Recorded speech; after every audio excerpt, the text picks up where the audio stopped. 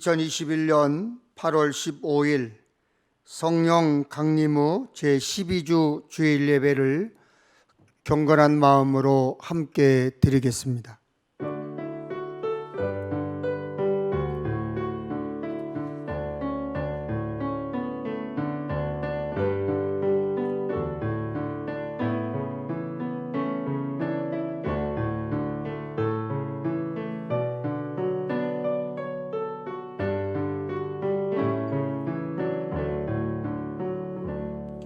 여호와 우리 하나님이여, 우리를 구원하사 여러 나라로부터 모으시고 우리가 주의 거룩하신 이름을 감사하며 주의 영예를 찬양하게 하소서. 여호와 이스라엘의 하나님을 영원부터 영원까지 찬양할지어다. 모든 백성들아 아멘할지어다. 할렐루야. 독생자 예수 그리스도를 보내주셔서 죄악의 사슬을 끊어주신 사랑의 하나님, 오늘 거룩한 주님의 날 예배 가운데 임재하사 저희가 드리는 예배를 기뻐 받아주시고 오늘도 예비하신 은혜와 축복을 풍성하게 허락하옵소서.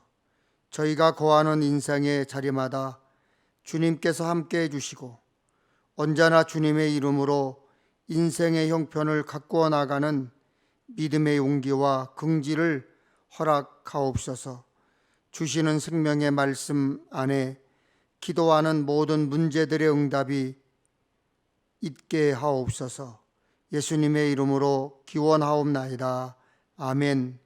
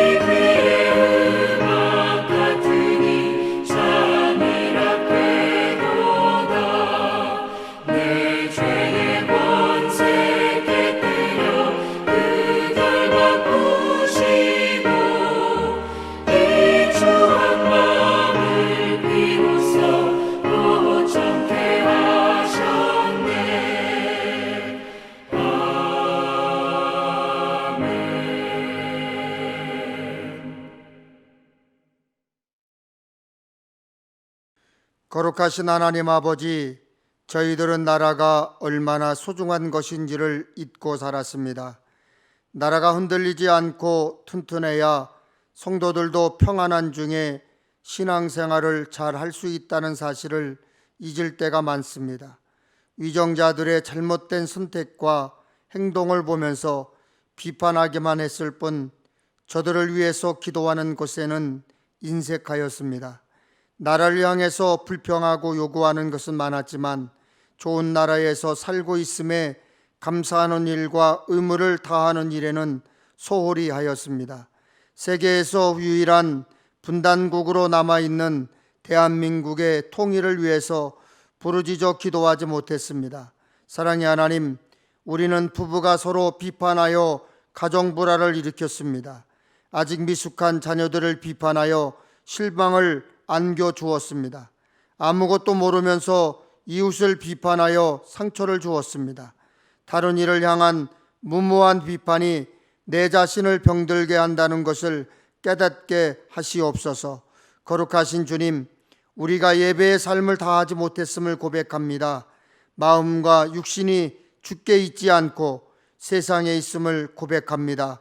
하나님의 말씀보다는 세상의 소리에 더 귀를 기울였음을 고백합니다. 주님, 이 모든 죄를 용서하시고 이제부터는 저희들이 나라와 민족의 소중함을 잊지 않고 자유와 공의와 평안을 위하여 늘 깨어 기도하는 성도가 되게 하여 주옵소서. 예수님의 이름으로 기도드립니다. 아멘.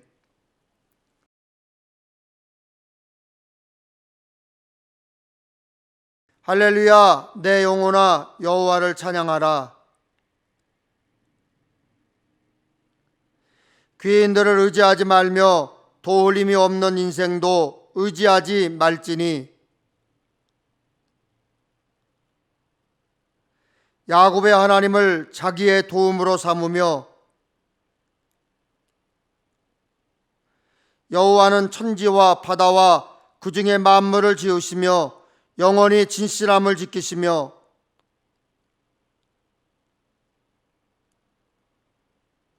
여호와께서는 갇힌 자들에게 자유를 주시는도다.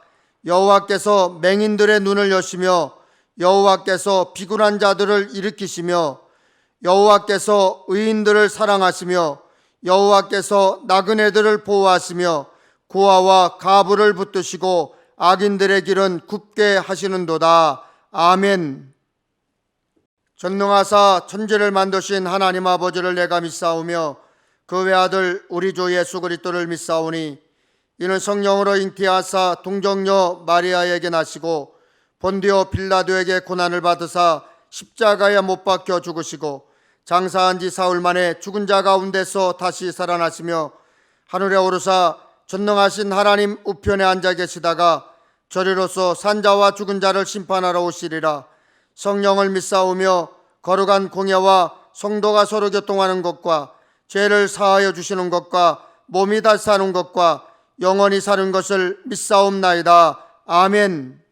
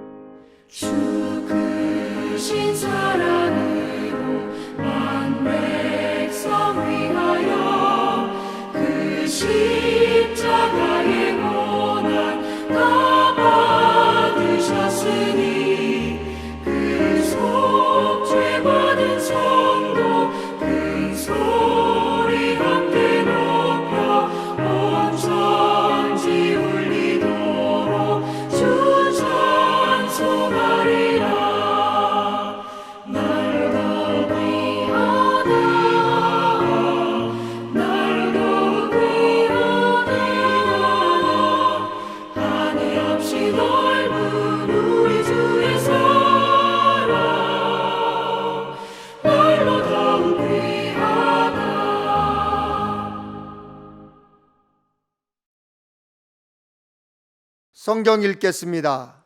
구약성경 사무엘하 12장 19절에서 23절까지입니다.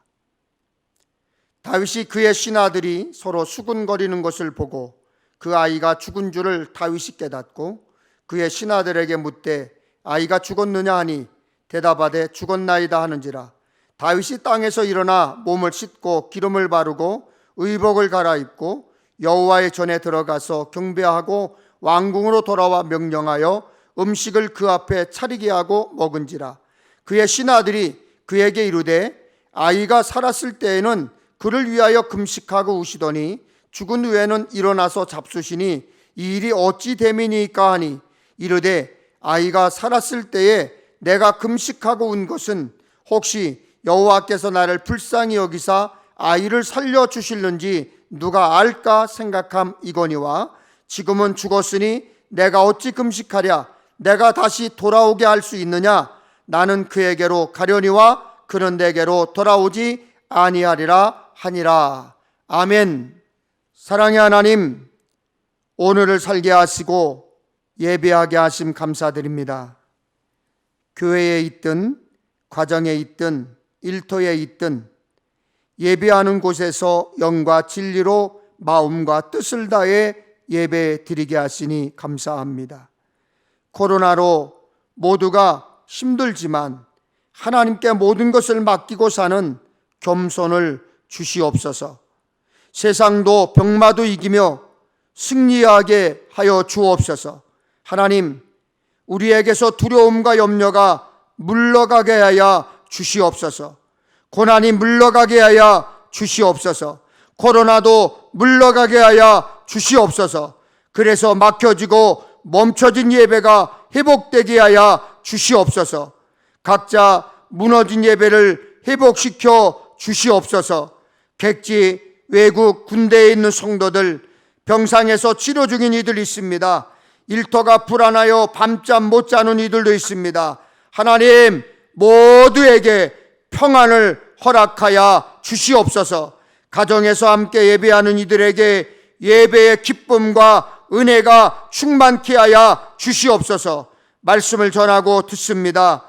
사랑의 사람의 목소리로 듣는 시간이 아니라 하나님의 뜻을 깨닫게 하여 주옵소서. 세상의 두려움이 말씀으로 사라지는 기적을 체험케 하여 주시옵소서. 성령께서 함께 하심을 믿고 예수님의 이름으로 기도하옵나이다. 아멘. 할렐루야. 평안하세요. 건강하세요. 별일 없으시죠? 라고 하는 일상적인 인사가 얼마나 귀한지 새삼 새록새록 느낍니다. 여러분 모두 평안하시기를 축원합니다. 코로나 확진자가 하루에 2,000명 이상씩 계속 나타나고 있습니다. 그래서 불가불 강화된 정부의 방역 지침에 따라 또한 우리 기독교 대한 감리의 본부의 지침에 따라 우리 교회도 2주 더 온라인 예배를 연장하여 드립니다. 여러분 혹시 가을을 느끼시나요? 새벽 바람을 맞으면 가을이구나 피부에 와 닿습니다. 아무리 늦더위가 기승을 부려도 계절의 질서를 속일 순 없는 것 같습니다. 그렇다면 인간도 때를 알고 사는 것이 지혜입니다. 여러분은 삶의 지향을 분명히 하고 살고 있습니까? 무엇을 먹을까? 무엇을 입을까? 무엇을 마실까 염려하느라 정작 본질을 놓치고 사는 것은 아닙니까? 여러분 도달해야 할 목표가 있습니까? 분명한 목표가 있는 사람들은 불편함도 어려움도 그리고 힘듦도 다 감수하며 그 목표를 향해 달려갑니다. 얼마 전 끝난 도쿄 올림픽에서 금메달을 따지 못한 중국의 여자 선수가 울면서 중국 자국 국민들에게 죄송하다, 잘못했다라고 하는 사과를 하는 장면을 보았습니다. 올림픽 경기에 출전한 선수들은 메달을 땄던 메달을 따지 못했던 다 귀중하고 아름답습니다. 그들은 메달을 얻으려고 무던히 노력하면서도 때로는 메달을 따지 못할 수도 있다는 그 사실을 잘 압니다. 그 사실을 받아들일 때 성숙한 태도가 나타나는 것이지요.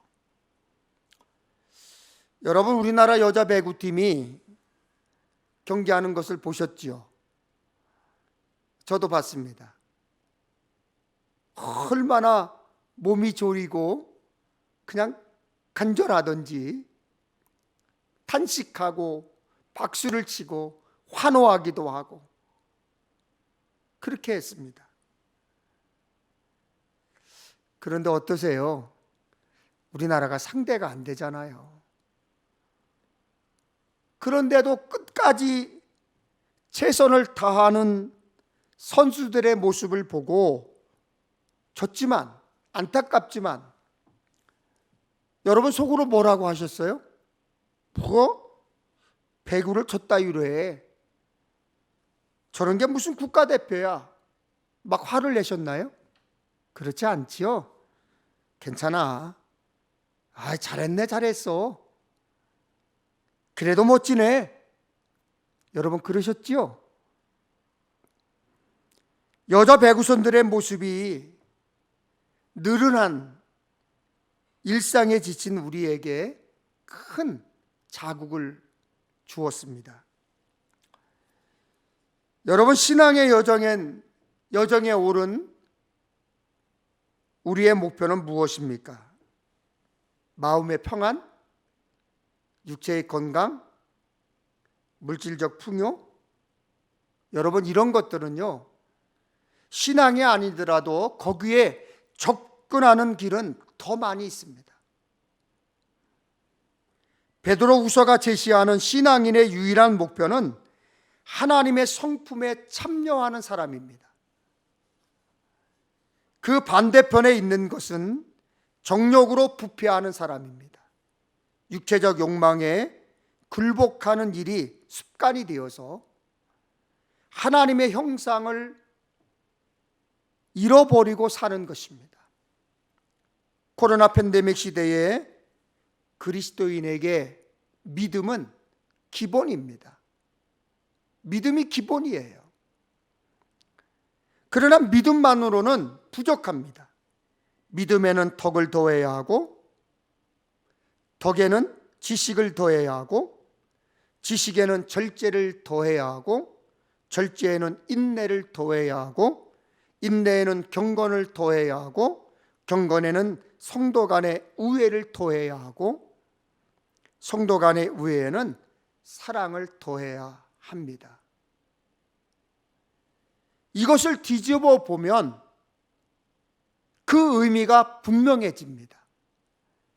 덕스럽지 못한 믿음은 교만에 이르고, 바른 이해에 근거하지 않은 덕은 방종에 이르고, 삼가는 태도를 알지 못하는 지식은 오만하고, 인내를 모르는 절제는 조급증과 원망을 낳고, 경건함이 없는 인내는 권태와 짜증을 낳고, 성도 간의 우애가 없는 경건은 사람을 고립시키고, 아가페적 사랑이 없는 성도 간의 우애는 불화에 이르기 쉽습니다.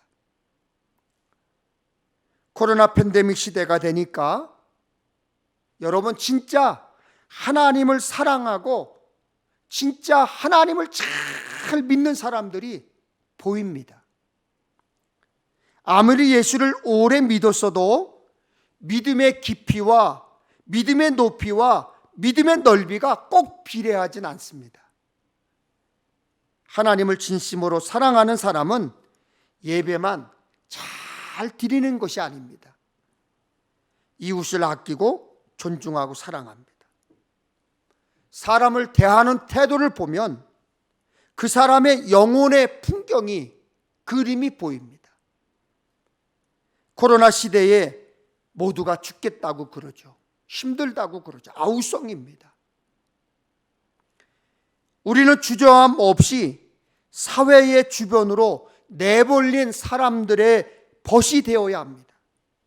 지금은 능동적으로 그런 이들을 찾아다니지는 못하더라도 우리에게 다가오는 그 주변의 사람들을 정성스럽게 대할 수 있어야 합니다. 믿음의 진실함은 일상의 삶을 정성스럽게 사는 데서 드러납니다.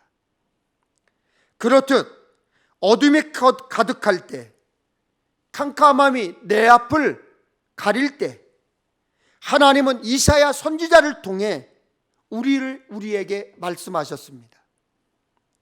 일어나 빛을 발하라. 이사야서 60장 1절의 말씀입니다. 일어나 빛을 발하라.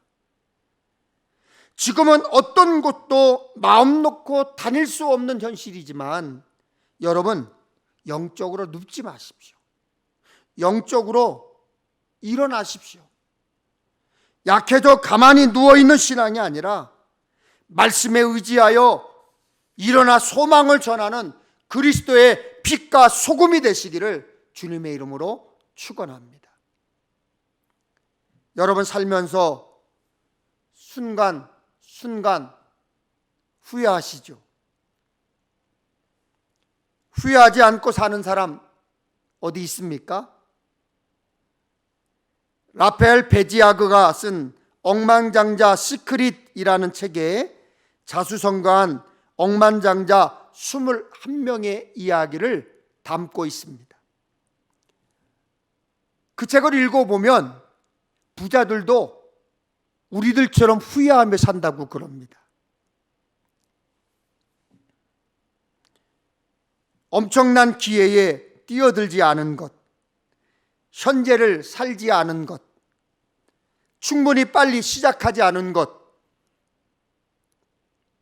더 대담하지 못했던 것, 충분히 빨리 변하지 않은 것, 그 5가지라고 합니다. The Top 5 Regrets of the Dying 이라는 책이 있습니다. 직역하면 죽을 때 후회하는 5가지라는 뜻입니다. 호주의 한 요양원에서 말기 환자를 돌보던 브로니 웨어라고 하는 간병인이 블로그에 올린 글을 모아서 낸 책입니다. 그녀는 말기 암 환자들이 가장 많이 후회하는 5가지를 소개하고 있습니다. 첫째는 다른 사람의 시선과 기대어 맞추어 사느나 결국 남 눈치를 보느냐고 결국 자신의 꿈을 이루지 못한 것을 후회를 하더랍니다. 두 번째는 그렇게 열심히 일하지 말걸, 그리고 후회한답니다. 주로 남자들이 그렇게 후회를 하는데 돈벌이 때문에 남자와 자녀들과 따뜻한 가정생활을 제대로 하지 못한 것을 후회한다고 합니다. 세 번째로 감정을 제대로 표현하지 못한 것을 후회했답니다. 이런저런 이유로 자신의 감정을 숨긴 것이 혹시 지금의 병을 일으킨 것은 아닌가, 그렇게 생각을 하고 후회를 한답니다. 네 번째로 친구들과 계속해서 연락하고 지냈더라면 그렇게 후회했답니다. 죽음을 앞두고서야 오랜 친구들이 보고파서 연락을 취해보지만 그들의 연락처조차 알 수 없을 때 절망스러워하며 후회하더랍니다. 다섯 번째는 자신에게 더 많은 행복을 허락했더라면 그렇게 후회하더랍니다. 오래된 습관에 머물러서 변화를 시도하지 못한 것을 후회하고 자신의 행복을 위해 스스로 노력하지 못했다며 자책하더라는 것입니다. 여러분, 이 세상에 후회 없이 완벽하게 사는 사람 있을까요? 없습니다. 그만큼 사람은 연약하고 부족하기 때문입니다. 후회가 무엇입니까? 이전의 잘못을 깨우치고 뉘침이라는 뜻입니다. 그런데 문제는 거기에서 벗어나지 못하고 계속 거기에 머무는 것입니다. 그러므로 후회할 만한 상황이라 할지라도 빨리 그 상황에서 벗어나는 게 중요한 거죠. 후회가 길어지면 낙심하기 때문입니다. 절망이 갑절로 다가옵니다. 후회하는 사람들의 특징이 있습니다. 집착한다는 것입니다. 어디에 집착해요? 과거에 집착한다는 것입니다. 여러분, 후회하면 뭐가 달라집니까? 후회하면 무슨 도움이 됩니까? 후회에 얽매여 살면 낙심하게 되고 절망에 빠지게 됩니다. 결국에는 목숨을 끊는 사람들도 나타납니다. 오프라 윈프리라고 하는 사람을 여러분 아시지요? 아십니까? 미국 TV 토크쇼 진행자이면서 방송인이지요. 세계에서 가장 영향력 있는 여성이고 세계에서 유일하게 흑인 여성으로 억만장자입니다. 무려 재산이 10억 달러, 우리나라 돈으로 약 1조 2천억 원 이상을 소유한 사람입니다. 그런데 그녀의 과거는 예사롭지 않습니다. 미국 미시시피 주에서 사상해로 태어났고 태어나자마자 바로 엄마에게서 버려졌습니다. 9살 때 사촌 오빠에게 성폭행 당했습니다. 14살 때 미혼마가 되었지만 2주 만에 낳은 아기가 죽었습니다. 그 후에도 삼촌에게 성폭행을 당하는 등 끔찍한 일을 많이 겪었습니다. 찢어질 만큼 가난했습니다. 학대와 차별을 받으면서 지옥 같은 삶을 살았습니다. 그런 그녀가 과거에만 집착했다면, 후회만 했다면 누구보다 비참했을 거예요. 그런데 그녀는 과거에 얽매이지 않았습니다. 후회하지 않았습니다. 그래서 수많은 사람들에게 용기를 주는 사람이 되었습니다. 얼마 전에는 코로나19 대응을 위해서 1,000만 달러, 우리나라 돈으로 약 123억 원을 기부했습니다. 모든 사람에게는 생각하기 싫고 돌이키고 싶지 않은 서글픈 과거가 있고 부끄러운 과거도 있습니다. 하지만 과거에 집착하면 집착할수록 후회하느라 아무것도 할 수가 없고 낙심자로 전락하게 됩니다. 예수 믿는 우리는 단순히 후회를 넘어서 회개하는 데까지 이어져야 합니다. 후회와 회개는 분명한 차이가 있습니다. 회개는 돌이키고 고치는 것까지를 말합니다. 다메섹으로 가는 길에서 예수님을 만난 바울은 많은 후회를 했을 것입니다. 내가 왜 그랬지? 내가 왜 예수 믿는 사람을 죽이려고 했지? 후회했을 것입니다. 그래서 바울은 자신을 죄인 중에 내가 괴수다라고 고백을 했습니다. 고린도전서 15장 9절에 나는 모든 사도들 중에서 가장 작은 사람입니다. 나는 과거에 하나님의 교회를 핍박했던 사람이기 때문에 사도라고 부를 자격이 없습니다 라고 고백했습니다. 그렇게까지 말했던 바울이지만 자신의 과거에 머물러 있지 않았습니다.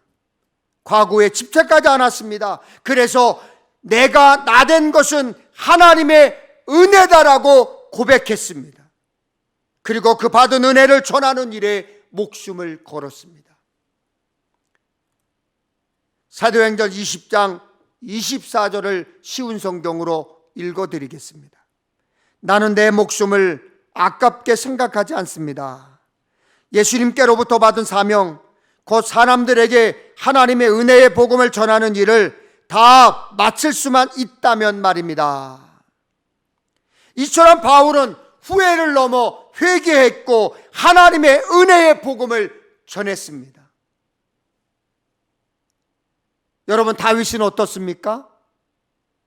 그는 하나님 마음에 맞는 사람이란 소리를 들었지만 큰 죄를 지은 사람이었습니다. 그래서 나단 선지자를 통해 하나님께 크게 책망을 받았습니다. 어찌하여 내가 여호와의 말씀을 업신여기고 나보기에 악을 행하였느냐? 내가 칼로 햇사람 우리아를 치되 암몬 자손의 칼로 죽이고 그의 아내를 빼앗아 내 아내로 삼았도다. 그러자 다윗이 얘기했습니다. 내가 여호와께 큰 죄를 지었습니다. 내가 여호와께 큰 죄를 지었습니다. 그 나단 선지자가 말했습니다.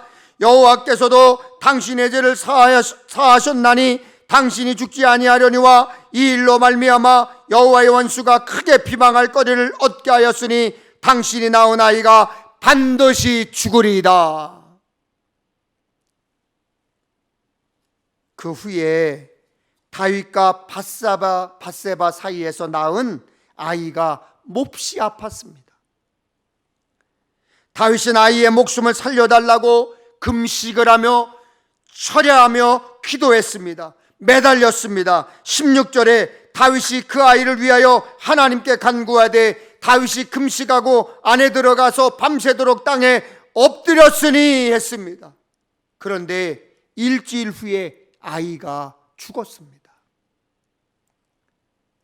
신하들은 다윗이 크게 슬퍼하고 낙심할 것을 염려했습니다. 그런데 다윗은 의외의 행동을 보였습니다. 20절입니다.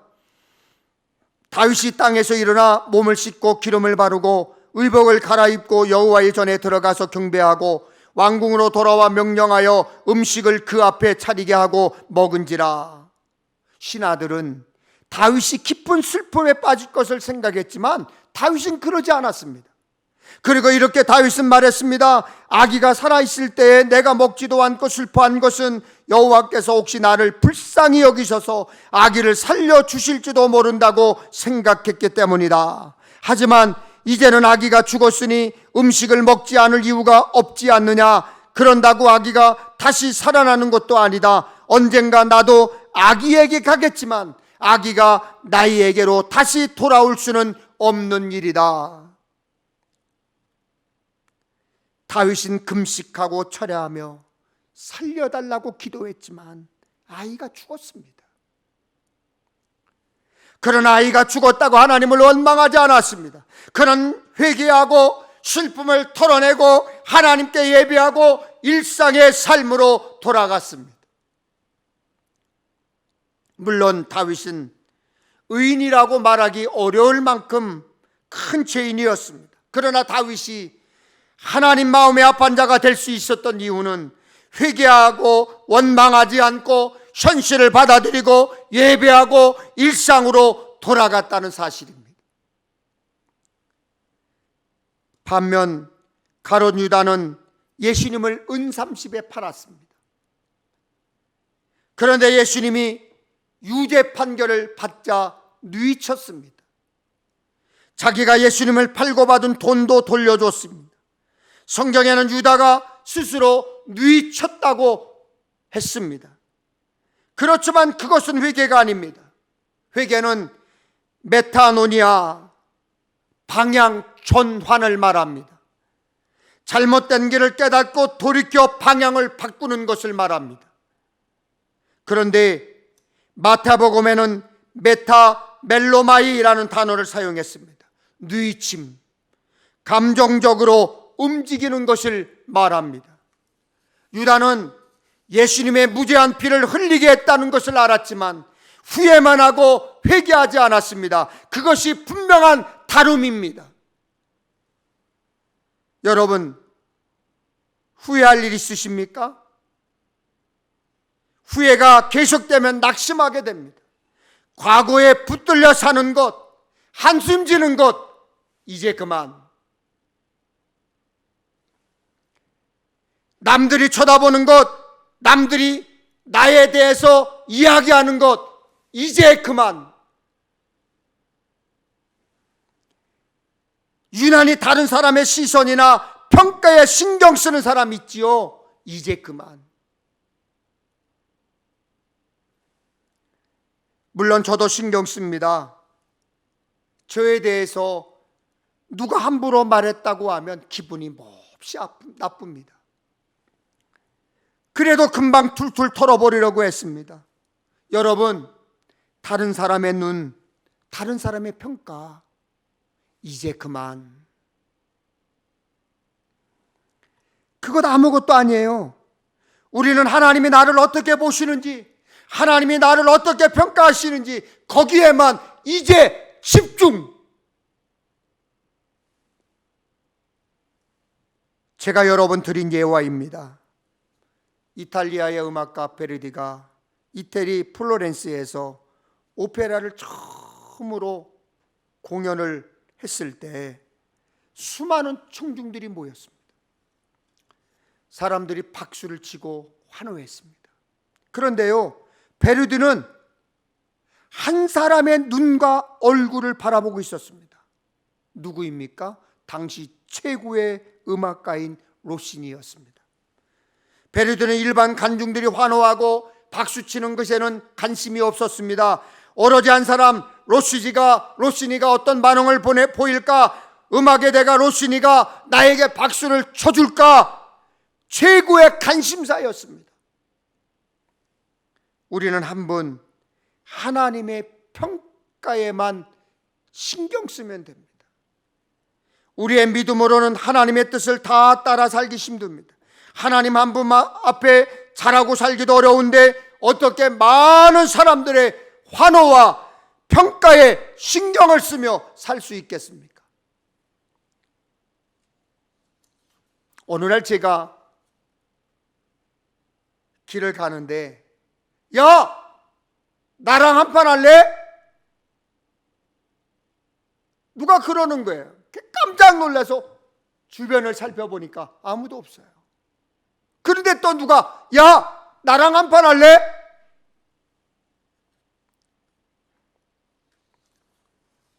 오락 펀치 기계에서 하는 소리였습니다. 아무리 제가 힘쓸 데가 없다 할지라도, 또 화가 난다 할지라도 돈까지 넣어가면서 거기에 힘을 쓰겠습니까? 화를 풀겠습니까? 우리는 힘들고 어려운 세상을 살지만 저 높은 곳을 가는 순례다리입니다. 하나님 앞에 갈 사람들입니다. 하나님 앞에 가서 잘했다 칭찬받을 사람들입니다. 그렇다면 사람들의 평가와 시선에 이제 자유해야 합니다.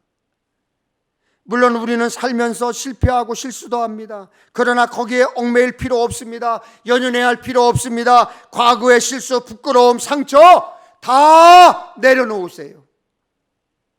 여러분 회개했습니까? 그러면 용서의 확신을 가지세요. 그래야 자유롭고 평안하고 하나님의 은혜를 누릴 수 있습니다.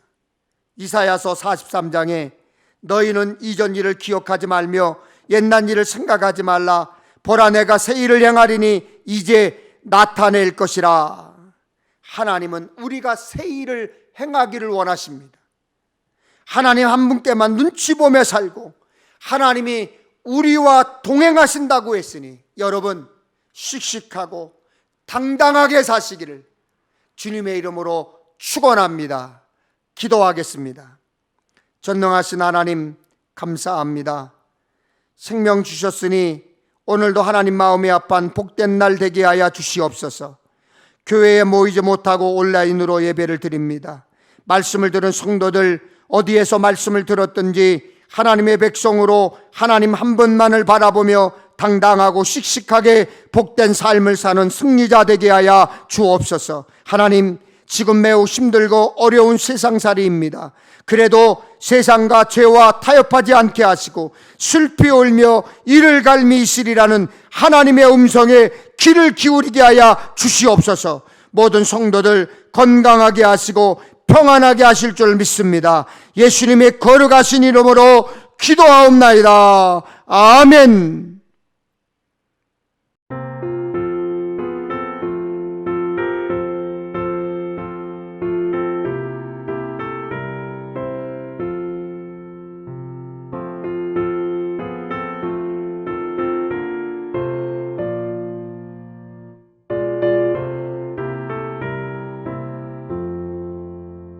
거친 세상에서 실패하거든 그 손 못자국만처럼 고된 일하다가 힘을 얻으리 그 손 못자국만처럼 그 손 못자국만처럼 그 손 주가 널 지키며 인도하시리 그 손 못자국만처럼 내가 어둠 속을 걸어갈 때에 그 손 못자국만처럼 주가 참 평안을 내게 주시리 그 손 못자국만처럼 그 손 못자국만처럼 그 손 못자국만처럼 주가 널 지키며 인도하시리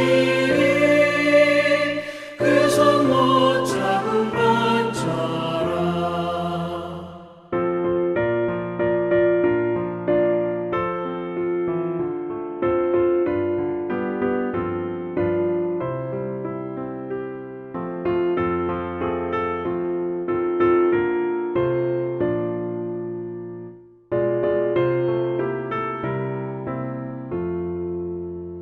내가 부활의 주 따라가려면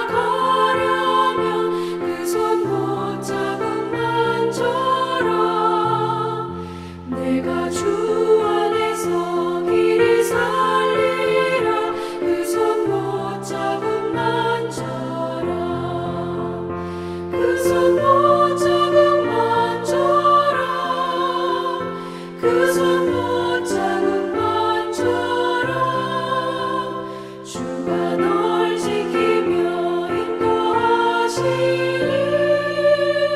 그 손 못자국만처럼 너의 죄악의 짐 무거울 때에 그 손 못자국만처럼 마음 문 열고서 주를 모셔라 그 손 못자국만처럼 그 손 못자국만처럼 그 손 못자국만처럼 주가 널 지키며 인도하시리 그 손 못자국만처럼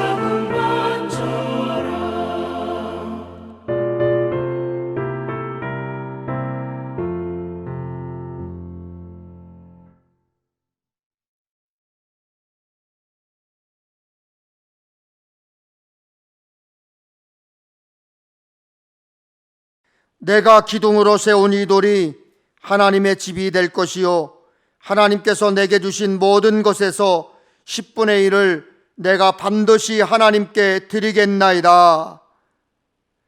우리에게 하늘나라와 세상 나라를 주신 하나님 아버지, 우리가 하늘나라를 위하여 예물을 봉헌하게 하시고 세상 나라를 위하여 정해진 세금을 지불하게 하셔서 감사합니다.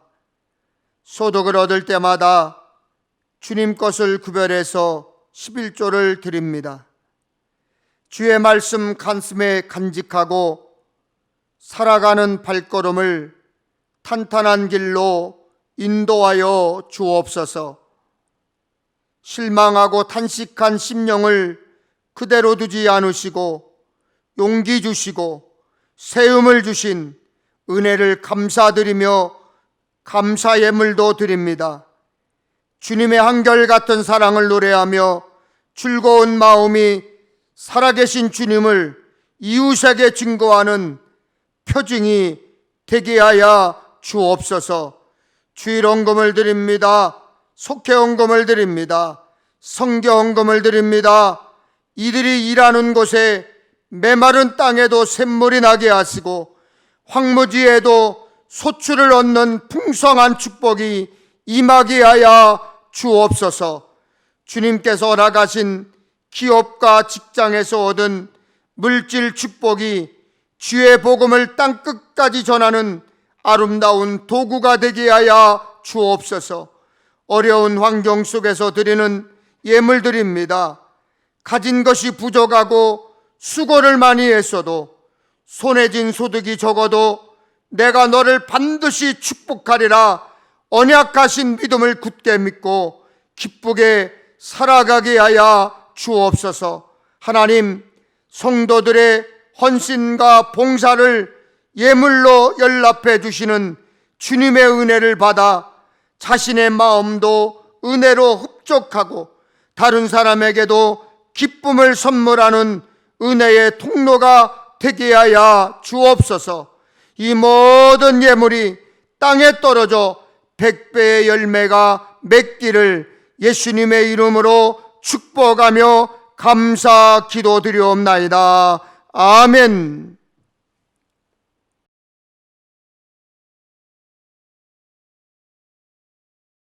예수께서 더러운 귀신을 꾸짖으시고 아이를 낳게 하사 그 아버지에게로 도로 주시니 사람들이 다 하나님의 위엄에 놀라니라. 하나님, 그렇습니다. 예수님은 믿음이 있는 자에게는 항상 이런 놀라운 일이 생기게 해주심을 믿습니다. 하나님, 코로나 팬데믹 시대에 많은 사람들이 혼란을 겪습니다. 마음 아파합니다. 고통스러워합니다. 두려워 떱니다.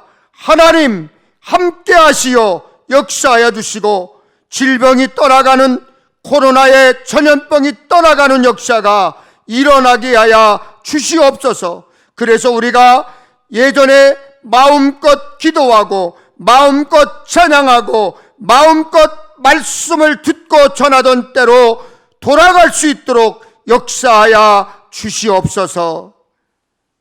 지금은 우리 자신의 죄를 사하여 주시고 민족을 사랑의 혈연 공동체 되게 하시기 위해서 십자가에 죽으신 예수 그리스도의 은혜와 말씀과 찬양과 감사의 제사로 마음 놓고 경배 드릴 수 있는 제사장이 되게 하신 하나님 아버지의 사랑하심과 전에 나와 경배와 찬양을 드리게 하신 성령님의 역사와 교통하심이 오늘 하나님 앞에 예배를 드리고 세상으로 돌아가는 사랑하는 권속들과 그 가정과 자녀들과 그리고 아직도 이산의 고통을 안고 살아가는 모든 사람들의 머리머리 위에와 그리고 우리 평택 엘림교회 위에